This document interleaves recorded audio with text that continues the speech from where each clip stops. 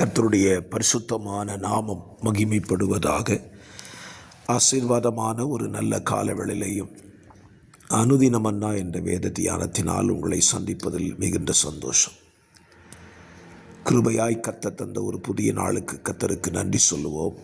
இந்த நாளிலே 2 நாளாகமும் 9ஆம் அதிகாரத்தை வாசித்து தியானியுங்கள். இந்த அதிகாரத்தில் சேபாவின் ராஜஸ்திரியின் ஒரு வார்த்தையை இந்த காலவெளியிலே உங்களோடு கூட பேச விரும்புகிறேன்.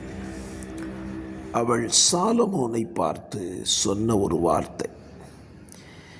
6ஆம் வசனம் 5ஆம் வசனம், ராஜாவை நோக்கி உம்முடைய வர்த்தமானங்களையும் உம்முடைய ஞானத்தையும் குறித்து நான் என் தேசத்தில் கேட்ட செய்தி மெய்யாயிற்று. ஷேபாவின் ராஜஸ்திரி சாலமோனுடைய ஞானத்தை குறித்து தன்னுடைய தேசத்தில் கேள்விப்படுகிறாள்.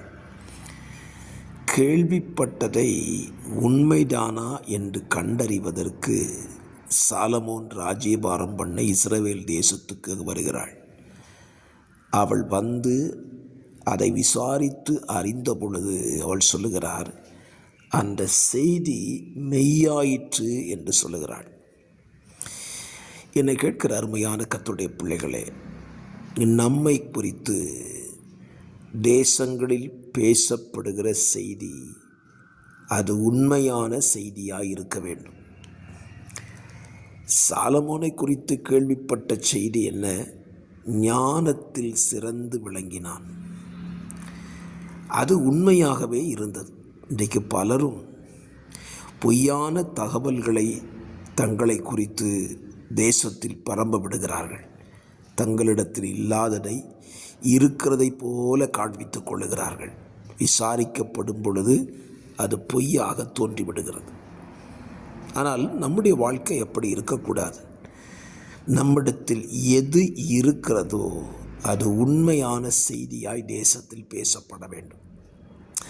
அப்படி பேசப்படும் போது அந்த செய்தியை குறித்து கேள்விப்படுகிறவர்கள் நம்மை விசாரித்து, நம்முடைய செய்தியை விசாரித்து அதை மெய்யென்று கண்டு தேவனை மகிமைப்படுத்த வேண்டும். உங்கள் வாழ்க்கையை யோசித்து பாருங்கள். உங்களை குறித்து நீங்கள் தேசத்தில் என்ன செய்தியை பரப்பி இருக்கிறீர்கள்? உண்மையான செய்தியை பரப்பியிருந்தால் தேவநாம மகிமைப்படும். அல்லது இல்லாததையும் பொல்லாததையும் நீங்கள் சொல்கிறார், தேவநாமம் தூஷிக்கப்பட்டுவிடும். ஆகவே சாலமோனின் ஞானம் மெய்யானது என்பதை சேபாவின் ராஜஸ்திரி சொன்னது போல நம்மில் கிறிஸ்து இருக்கிறார் என்கிற மெய்யான செய்தி அநேகர் வாயினாலே சொல்லப்படுவதற்கு இந்த நாளில் நீங்கள் ஆயத்தப்படுங்கள். கர்த்தர் உங்களை நிச்சயமாய் இந்த பாதையிலே இன்றைக்கு நடத்துவார். பிதாவே, இந்த வசனத்தின்படி எங்களை குறித்து தேசத்தின் நல்ல செய்தி பேசப்பட கிருபை தாங்க. வார்த்தைகளை கேட்கிற பிள்ளைகளை அப்படியே நடத்தும். ஆமென்.